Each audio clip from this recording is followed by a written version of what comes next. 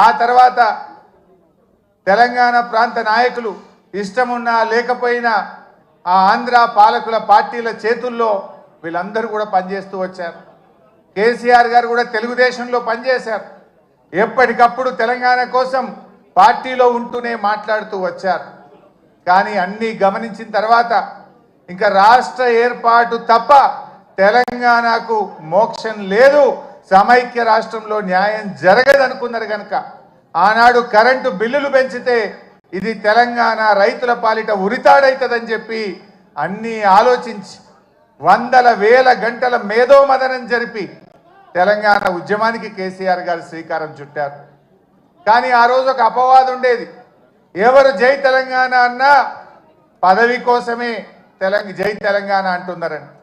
69కి 2001 మధ్య అనేక మంది నాయకులు జై తెలంగాణ అని ఉద్యమాన్ని ప్రారంభించుడు, పదవి రాగానే మధ్యలో వదిలిపెట్టుడు.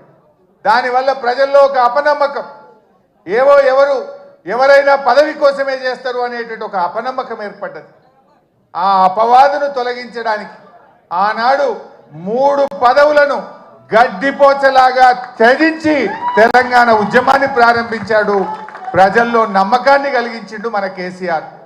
డిప్యూటీ స్పీకర్ పదవిని, ఎమ్మెల్యే పదవిని, రాష్ట్ర కార్యదర్శి పదవిని అన్నింటికి కూడా రాజీనామా చేసి ఆ రోజు ఉద్యమాన్ని ప్రారంభించి ప్రజల్లో ఒక నమ్మకాన్ని కలిగించారు. ప్రొఫెసర్ జయశంకర్ గారు మాతో అనేవాడు, ఎప్పుడన్నా మేము మాట్లాడితే నాకు కేసీఆర్ మీద సంపూర్ణమైన విశ్వాసం ఉంది, ఈయన నాయకత్వంలో తెలంగాణ వస్తుందని నేను నమ్మిన గనుక కేసీఆర్ వెంట నడుస్తున్నా, కేసీఆర్ను ఆశీర్వదిస్తున్నా అని జయశంకర్ గారు చెప్పారు. అంటే అట్లా జయశంకర్ లాంటి ఎంతో మంది మేధావులు కేసీఆర్ గారి మీద విశ్వాసంతో వారితో కలిసి నడిచిండ్రు. ఆ నమ్మకాన్ని కూడా కేసీఆర్ గారు నిలబెట్టిండ్రు. మనకు తెలుసు, నా అదృష్టం 2001 నుంచి కూడా కేసీఆర్తో పనిచేసే అదృష్టం నాకు దొరికింది. నేను చూసేవాడిని కేసీఆర్ ఎంత మదన పడేవాడో, ఎంత బాధపడేవాడో దగ్గరగా చూసేవాడిని. కొంతమంది కేసీఆర్ గారి మీద వ్యక్తిత్వ హననానికి పాల్పడేవారు. రకరకాలుగా ఆయనను ఎన్ని రకాలుగా బదనాం చేసేవారంటే, ఒకడైతే ఇక బీమారైంది ఇక లేస్తేనే లేడంటాడు, ఇంకోటి అంటాడు. ఎన్ని రకాలుగా వేధించినా, బాధ పెట్టినా, వ్యక్తిత్వ హననానికి పాల్పడినా మొండి ధైర్యంతో ఆయన పోరాటం చేసిండు, తెలంగాణ వైపు అడుగులు వేసిండు. That is KCR.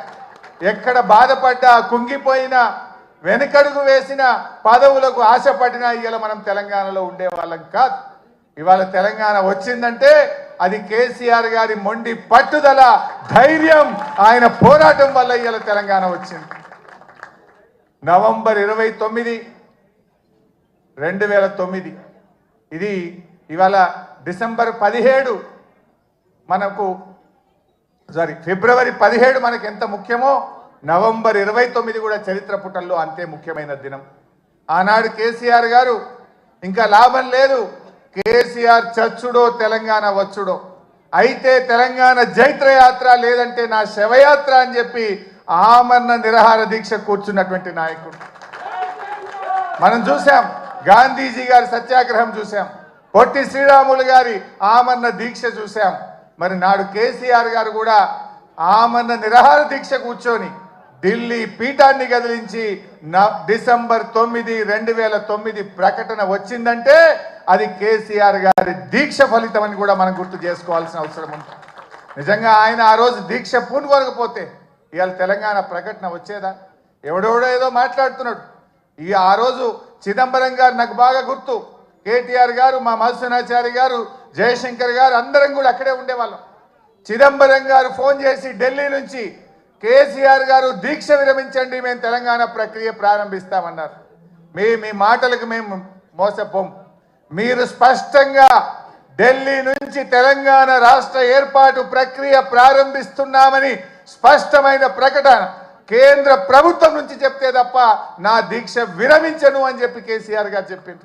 అప్పటికి 11 రోజులైంది. మనిషి ఆ మంచం మీద నుంచి ఒక్కొక్కసారి వణుకుతో దాదాపు ½ ఫీట్ ఎగురుతూ ఉండే బాడీ, తన కంట్రోల్లో తాను లేదు. కానీ ఆ పట్టుదల మాత్రం సడలేదు. మా కళ్ళల్లో నీళ్లు తిరుగుతున్నాయి, ఎంతో బాధపడ్డాం. కానీ ఆయన మాత్రం కేంద్ర ప్రభుత్వం తరఫున రాష్ట్ర ఏర్పాటు ప్రక్రియ ప్రారంభమైందంటేనే దీక్ష విరమిస్తా అన్నాడు. ఆ రోజు మీరే రాసి పంపండి అంటే జయశంకర్ సారు తన స్వహస్తాలతో తెలంగాణ రాష్ట్ర ఏర్పాటు ప్రక్రియ రాసి ఢిల్లీకి పంపిండు.